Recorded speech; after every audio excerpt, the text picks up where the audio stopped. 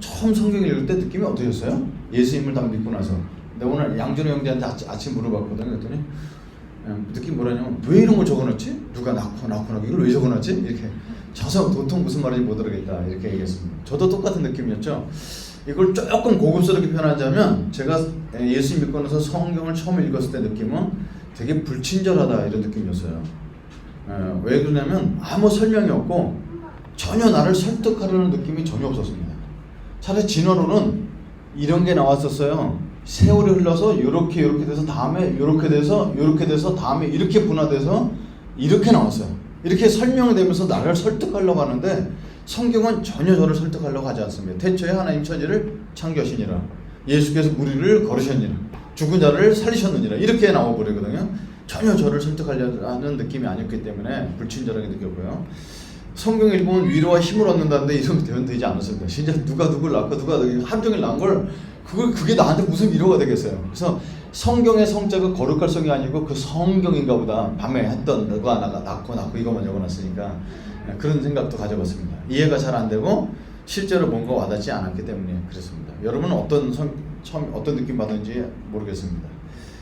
제가 말씀드리고 싶은 것은 가짜일수록 짜맞추고 논리를 가지려고 하고 설득하려 합니다. 근데 진리는 원체 그 자체이고 다듬을 필요가 없어요. 이 진리에는 부딪혀서 그걸 믿든지 깨지든지 하는 거지, 나 좀 설득시켜봐, 나 좀 예수 믿게 만들어봐, 이렇게 하지 않는다는 사실이에요. 이게 참 쉬운 것이 아니죠. 자, 오늘은 그 두 증거에 대해서 그렇게 좀 이런 논리를 갖고 잠깐 제가 발견하게 됐습니다. 가짜뉴스는 지금만 있는 것이 아니라 그 당시 있었습니다. 가짜뉴스, 가짜 증거였습니다. 대제사장과 장로와 서기관들을 서로 원수되었던 사람들이 다 같이 모였습니다. 예수를 대제사장 집에 모여서 불법 재판을 합니다. 원래 사람을 사형하게 할 집행을 하려면 사내들이 공회를 모여야 되는데 이 사람들은 자기끼리 짜고서 집에서 벗어 재판을 하기 때문에 원래 사실 공정성이 있는 재판은 아닙니다. 55절에서 60절 사이에 증거라는 단어가 6번 등장합니다. 매절마다 나오는 거죠. 근데 단 하나 올바른 증거가 나오지 않습니다. 거짓 증인, 거짓 증거, 일치하지 않는 증거만 나오자 대제사장이 직접 묻습니다.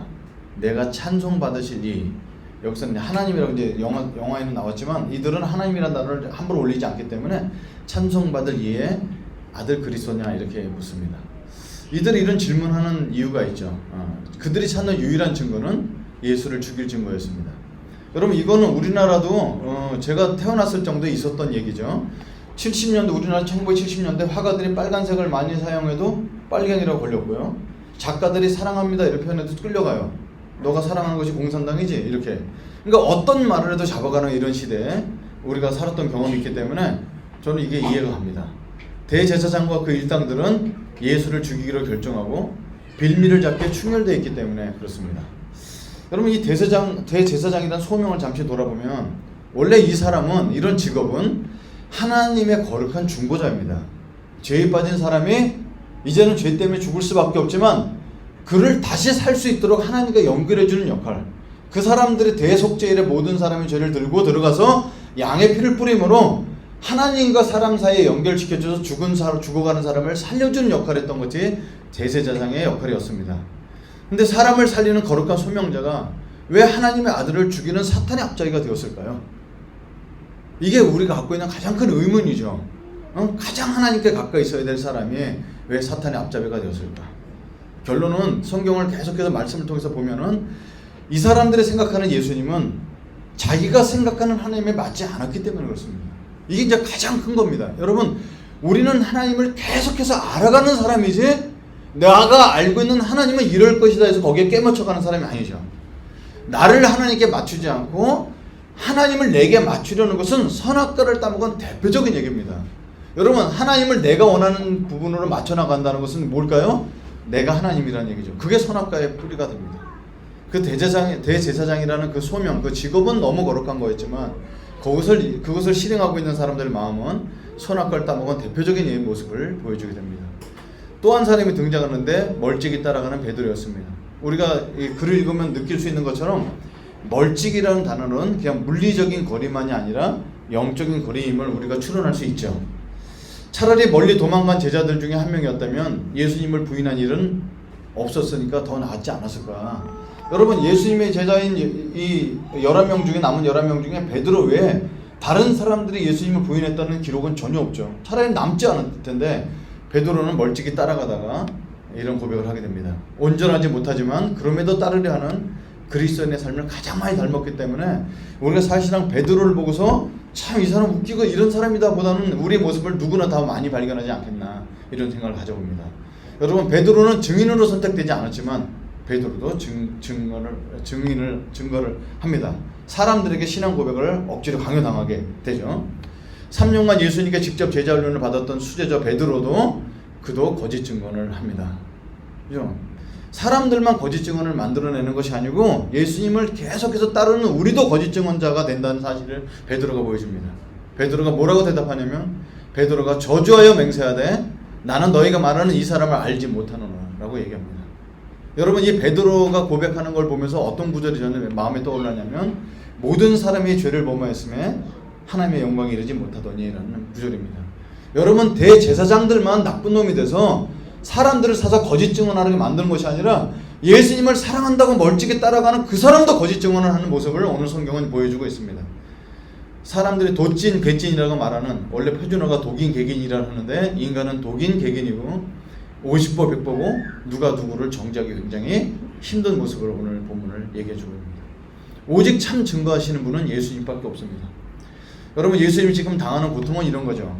원래 하나님을 섬기도록 만든 사람들이 자기를 죽음으로 몰고 가죠. 이걸 배신이죠. 여러분 유다만 배신한 것이 아니라 대제사장과 종교 지도자들이 하나님의 성전을 통해서 먹고 사는 사람들이 주님을 죽이려고 할 때 얼마나 배신감이 클까요? 이거를 지금 있는 법정 용어로 얘기한다면 존속살해 이런 겁니다. 여러분 사람이 자기가 자녀를 출산하고 살아가는 여러 가지 심리적인 부분 속에 이런 것이 있대요. 우리는 영원히 살지 못하기 때문에 자기를 닮은 유전자를 계속해서 낳는 거예요. 내가 오래 못 사니까 자녀에게 그 자녀는 또 나서 나의 유전자가 계속해서 영원히 살 수 있도록 하는 심리학적인 요소가 있다는 거죠. 그래서 하나님께서 우리에게 영생을 소망을 담은 자녀 출산처럼 우리를 하나님이 자녀로 만들어 주셨는데 그 자녀가 부모를 죽이는 죄는 얼마나 잔혹하겠어요. 나의 생명을 갖고서 영원히 살려고 한 그 자가 나를 죽이는 거예요. 그게 바로 이제 오늘 당한 예수님의 모습인데 예수님한테 네가 하나님의 아들이라는 도전을 받게 됩니다. 예수님이 그렇게 대답하죠. 내가 그니라. 인자가 권능자의 우편에 앉은 것과 하늘 구름을 타고 오는 것을 너희가 보리라 이렇게 말씀하십니다. 여러분 권능자의 우편에 앉았다는 것은 세상을 다스리는 왕이다. 이거는 말씀하시는 예수님도 알고 그걸 듣고 있었던 종교 지도자들도 다 아는 얘기였습니다. 구름 타고 다시 온다는 것은 손오공이 된다 이런 얘기가 아니라 다니엘서에 예언된 온 인류를 구원할 그 메시아다라고 얘기하는 거죠. 이걸 얘기하면 굉장히 참남한 얘기죠. 이 사람들이 들을 때. 근데 여러분 아까 성경을 처음에 읽을 때 제가 성경은 참 불친절하다 이런 느낌을 받은 것처럼 참 진리는 이렇게 굉장히 원칙적입니다. 예수님은 참 진리를 말씀하시고 참 증언을 말씀하시는데 그 모습은 굉장히 초라했어요. 침뱉음을 당해도 막지도 못하고 화도 못 내는 상황이었습니다. 모습은 초라했고 내용은 굉장히 비현실적입니다. 그죠? 지금 예수님이 가지고 있는 걸 봐서는 전혀 실현 불가능하고 허무맹랑한 얘기입니다.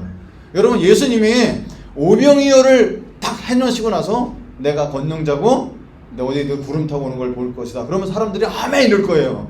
근데 지금 아까 개 목줄처럼 하고 끌려가는 그 상황 속에 내가 너희를 구원할 자라고 얘기하는 것은 되게 허무맹랑하고 되게 설득이 안 되는 불친절한 얘기죠. 진리는 선포되는 것이지 타협하고 설득되는 것이 아닙니다. 진리는 하나님의 말씀이 진리를 받으면 이것이 나를 감동시켜서 이것 때문에 내가 예수님 그 말씀 앞에 깨져서 주님 앞에 돌아가는 것이 진리지 이거 많이 읽었더니 논리적으로 맞아. 그래서 내가 이해돼서 믿게 돼서 이런 것이 아니라는 것을 보여주게 됩니다. 3명의 증거자였어요. 저는 오늘 이 말씀을 통해서 한 가지를 돌아보기를 원하는데요.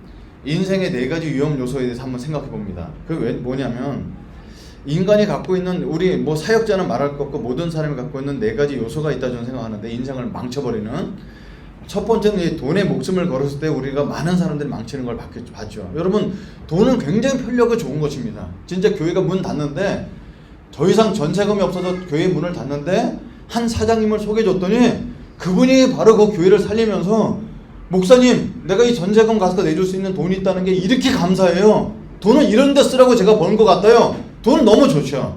근데 돈을 사랑하면 일만하게 뿌리가 되면서 우리 삶을 좌지우지하는 강력한 힘을 발휘하게 됩니다.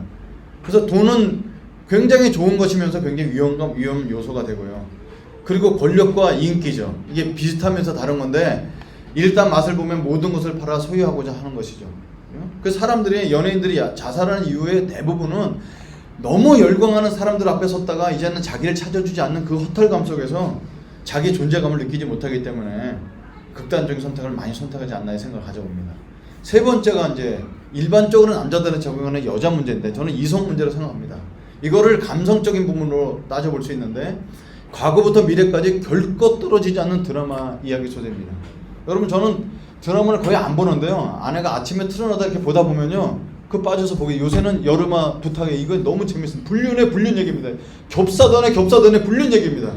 쓰레기 같은 얘기인데 그걸 욕하면서 또 보면서 재방송까지 찾아보는 제 자신이 너무너무 힘들죠. 여러분 근데 이게 너무 우리를 끄는 매력이 있기 때문에 그래요. 이 사람이 저렇게 불륜 저지러 돌아왔으면 좋겠는데 그래도 저 불륜 저지르는 저기 이런 거죠. 우리한테 갖고 있는 거 이런 위험 요소가 있죠. 근데 하나 더가 있어요. 그건 뭐냐면 명예입니다. 여러분 이 명예의 자기의 내가 옳다는 것이죠. 이것에 빠지게 되면은 우리 인생을 망쳐버릴 수가 있습니다. 질문입니다. 이 네 가지 중에 무엇이 가장 우리에게 위험할까요?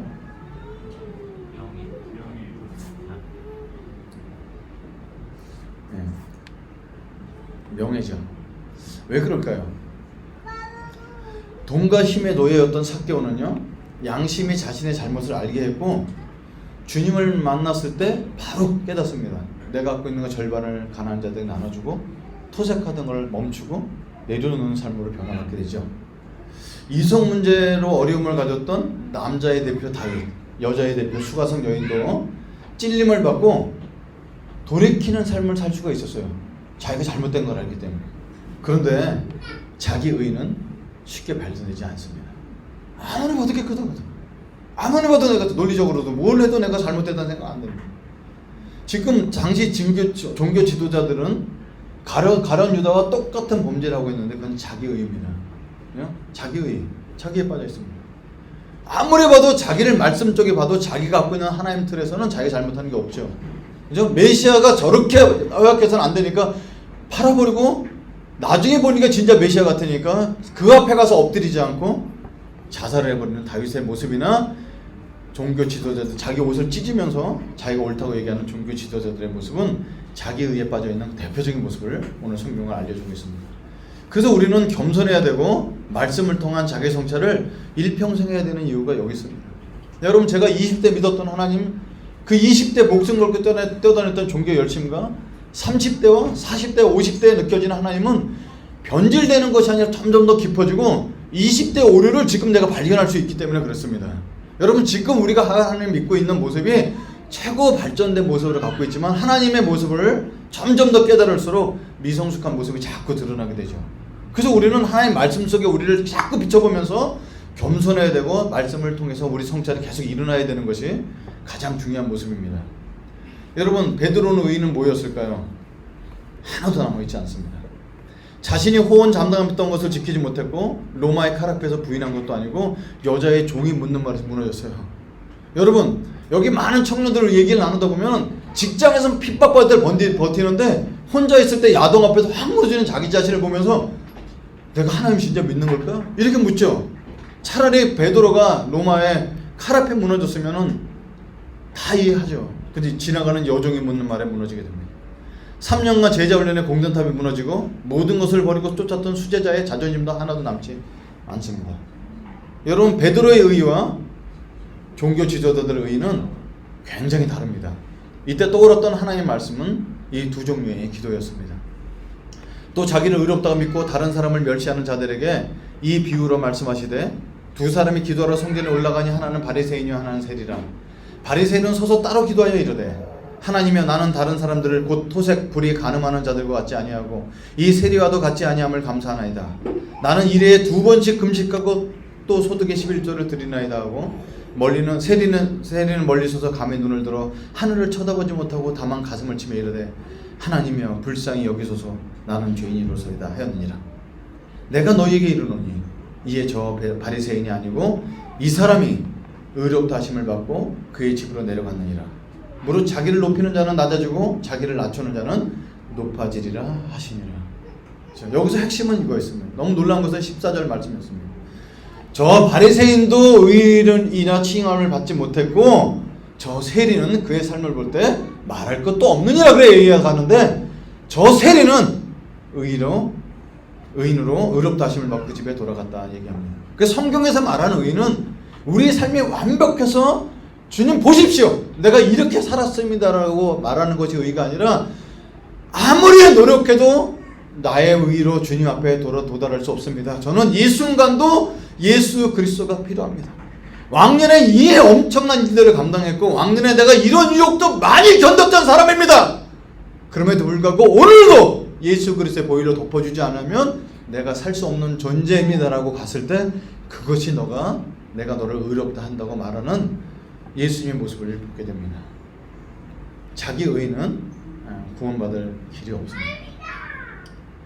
여러분, 이 베드로가 3번 부인하는 사건과 한국에서 만든 이 영화는 너무너무 오버랩이 잘 되어 있습니다. 이거 제가 4년 전인가 3년 전에 한번 우리 같이 영상을 봤던 부분이 있는데 제가 이걸 찾아내지 못해서 어저께 다시 또 편집을 했거든요. 그의 여름이란 영화는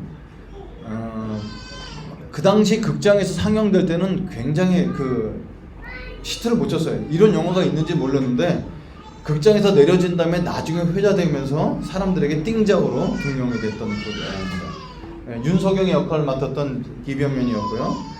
수혜 역할을 맡았던 서정인의 역할을 맡았던 수혜입니다. 제가 사람 배우 이름 몰라갖고 제가 그 영화는 혹시 영화 못 보신 분들이 좀 계실 것 같아서 설명을 좀 하겠습니다. 영화 그의 여름은요 2006년에 상영된 작품이지만 1969년도 이 땅의 자유가 가장 절실했던 박정희 정권을 배경으로 했던 영화입니다. 그 당시도 낭만과 노는 것밖에 몰랐던 대학생이 있었던 반면에 오히려 나라를 건설하려는 피 끓는 젊은이들이 있었습니다. 그들은 학교에서 서클 활동과 학생회 활동으로 데모를 준비하고 방학 때마다 농촌에 가서 일을 돕거나 학생들을 가르치는 농촌 활동의 붐이 한창 있었어요. 저도 80년대에 살아보니까 진짜 그때 농활이 아직도 그때 굉장히 활성화되어 있었습니다. 이 영화에 등장하는 주인공 윤석영, 이병헌은 서정인, 수혜를 농활이 아니었다면 만날 수 없었던 두 사람이었습니다. 윤석영은 서울의 부잣집 아들로 나라 시국에 대해서는 아무 관심이 없던 놀고 먹는 대학생이었고, 서정인은 시골 깡촌에 있는 도서관에서 사서로 일하고 있었던 사람이었습니다. 시골 깡촌에 마을 도서관이 있을 수 있었던 것은 서정인의 부모님이 동네 사람들을 올바른 정신 교화를 하려고 세워놨던 도서관이었습니다. 근데 어느 날 서정인의 부모가 무남 동료였던 서정인만 남겨놓고 월북을 해버립니다. 그 동네에서 혼자 남아서 자라면서 자연스럽게 아버지의 유산인 도서관을 사수하고 있었고, 그녀의 이름 뒤에는 빨갱이 딸이라는 별칭이 붙어 있었습니다. 이병헌은, 다시 말해서 윤석영은 친구들의 권유에 못 이겨 겨우 시골까지 내려와서 농촌 활동 중에서도 이곳저곳 농덩이나 부리다가 해맑은 영혼의 소유자인 서정인에게 관심을 갖게 되는데, 단순한 불장난이 되지 않을까 염려하여 천천히 다가갑니다. 그러다가 농활의 프로그램의 일환으로 그 당시 시골 사람이면 보기 힘든 활동사진이라고 표현하는 영화를 동네 마당에서 틉니다. 영화를 초등학교 운동장에서 하게 되는데, 이때 상영할 때 윤석영이 머리를 써갖고요, 사람이 많은 앞좌석이 아닌 교실 뒷좌석에 와서 뒤로 보게 만들어서 이벤트를 하게 되면서 서정인의 마음을 붙잡게 되죠. 사실 여러 번 미팅하면서 많은 여대생을 만나봤지만 대학생이라고 꼭 영혼이 있진 않았습니다. 그러다가 만난 가을 하늘 같은 아가씨는 맑은 영혼, 씩씩한 삶의 모습을 갖고 있는 서정인은 윤석영의 눈에 매우 달라 보였습니다. 그럼에도 단지 열흘 만에 스쳐가는 감정이 아닐까 염려하면서 목숨 걸 만한 사랑인지를 확신할 수가 없었습니다. 시간은 급박하게 흘러가고 결국 농촌활동팀은 서울로 올라가게 됩니다. 서정인은 차마 가까이서 이별을 고하지 못하고 멀리서 아픈 가슴을 쓸어내리면서 윤석영도 아쉬움을 두려워하고 기차를 타고 떠나는 거로 영화는 가는 것 같은데, 기차를 탔던 윤석영은 지구상에 반은 여자이지만 내가 선택해서 목숨을 걸 여자는 단 한 명밖에 없다는 것을 깨닫게 돼서 그 기차에서 뛰어내립니다. 그리고 윤석영과 서정인은 밤새 이야기를 나누면서 서로의 사랑을 확인하고 서정인을 설득해서 서울로 데려옵니다. 서정인을 데리고 자신이 다니는 대학에 휴학계를 내려는 차에 서정인을 데리고 갑니다. 그러다가 독재 정권을 반대하는 시위에 휘말리게 되고 서정인을 교정에 잠깐 남겨두고 학생회에 다녀온다고 자기의 가방을 서정인에 맡겨놨는데 두 사람은 각각 데모 군중들에게 휘말려 헤어지게 됩니다. 둘 다 전투경찰에 끌려가서 다른 학생들과 함께 투옥을 당하고 감옥에서 시간을 보내면서 고문을 당합니다. 근데 윤석영의 아버지는 돈 많은 아버지였기 때문에 경찰서에 찾아와서 윤석영을 면회하면서 이야기합니다. 석영아, 너는 빼내주겠다. 그런데 너는 절대로 서정인을 안다고 하면 안 돼. 서정인이 빨갱이 딸인 거 알지? 그 당시 우리나라 법에는 연좌제라는 것이 있었습니다. 사촌 안에 빨갱이가 있으면 나와 아무 상관이 없더라도 취직도 공무원도 될 수 없었다는 것이었습니다. 만일 윤석영이 월북해버린 부모의 자식 서정인을 안다고 한다면 자신뿐만 아니라 함께 농활 갔던 모든 친구도 연루되고 아버지 등 모든 일가 친척까지 영향을 미치게 됩니다. 간단한 학생 데모 차원의 죄를 넘어서 간첩죄가 되기 때문에 절대로 안다고 해서는 안 됩니다. 전혀 생각하지 못했던 상황이 벌어지면서 윤석영은 마음속으로 아무리 그래도 그렇지 나만 믿고 따라왔던 서울까지 따라온 서정인을 모른다고 할 수 없다고 얘기하는데 내 사랑하는 여자를 어떻게든지 구한다고 생각하면서도 취조방에서 끌려가고 고문을 받으면서 고민하게 됩니다. 자, 이제 두 사람은 각자 취조를 당하다가 윤석영을 끌고 서정이 있는 방으로 갑니다. 서정이는 저는 그런 사람 아니에요. 서경 씨를 만나보면 알아요. 그 사람만 만나면 모든 것이 해결돼야 하고 윤석영을 기다리고 있고 윤석영은 지금 끌려서 서정인이 있는 방으로 끌려가는. 저런 새끼야! 아이씨. 여자 몰라? 저기 앉으시.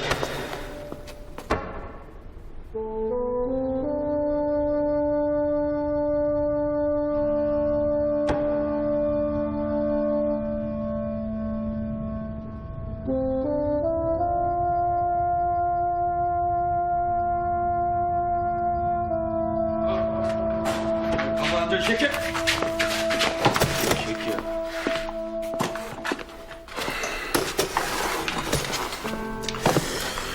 우리 풀어도 풀게 우리가 자리 비켜줄까? 윤석영, 너 이러고도 몰라?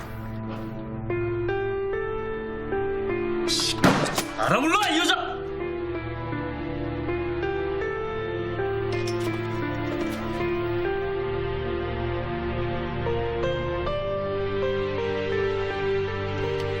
모르는 사람입니다. 몰라? 진짜 몰라? 진짜 몰라? 응? 잘 봐. 진짜 몰라? 응? 시선 피하지 말고 똑바로 쳐다봐! 이래도 몰라! 넌 마지막으로 묻는다. 너 이 여자 알아 몰라? 다시 한번 똑바로 쳐다봐! 네가 분명히 아는 여자잖아, 이 새끼야! 야, 이 새끼야, 너 끝까지 잡아댈 거야? 어? 알아, 몰라! 농활 가서 그냥 몇 번 본 적 있습니다. 그게 답니다. 이 새끼 이거 진짜 비겁한 새끼네 이거. 응? 잘 봐. 너 이 여자 어떻게 돼도 상관없지. 내일 남산 보낸다? 응? 너 남산 어딘지 알지? 이 새끼야, 내 인생 끝장나는 거야 임마. 응? 너 평생 후회하면서 살 수 있지 이 새끼야.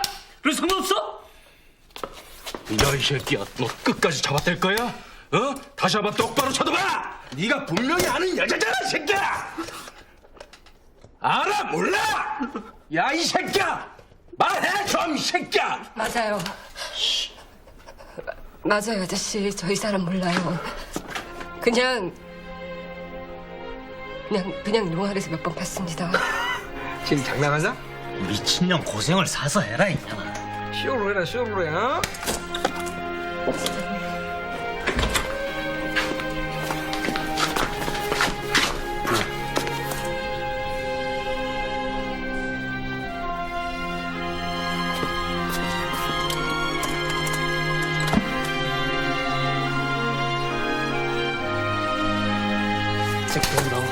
에라 이 미친아. 일어나 이 새끼야. 뭐 시켜?